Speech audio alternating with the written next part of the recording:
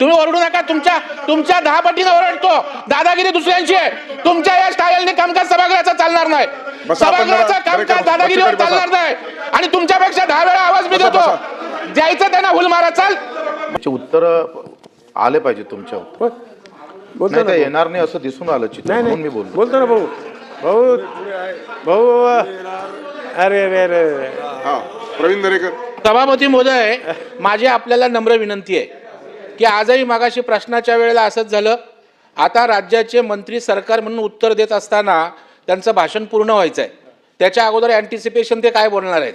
तर मला वाटतं ही प्रथा परंपरा बिघडायला लागलेल्या दिसत आहेत. नाही बरंच सभागृह. तर मला वाटतं तुम्हाला माझी विनंती आहे की हे वारंवार होतंय, तर याच्या पुढे होणार नाही याची आपण दक्षता घ्या. सभागृहामध्ये एकदम 27 नवे सदस्य आहेत. बरेच वेळेस नाही मी अगोदर ऑर्डर पास करतो, आपण देतो.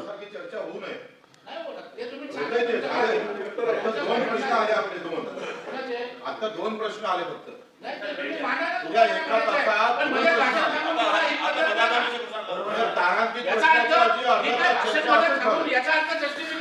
प्रश्न असा आहे की आपण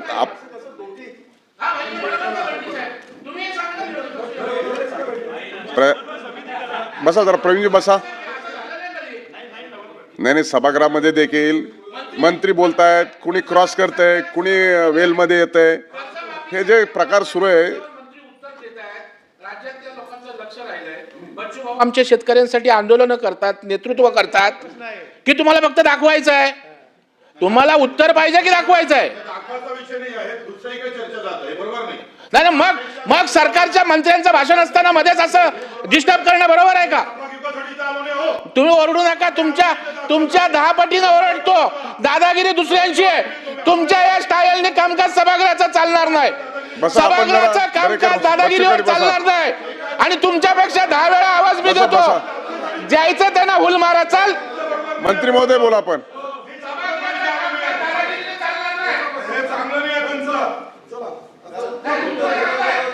मंत्री महोदय उत्तर द्या. सभापती महोदय.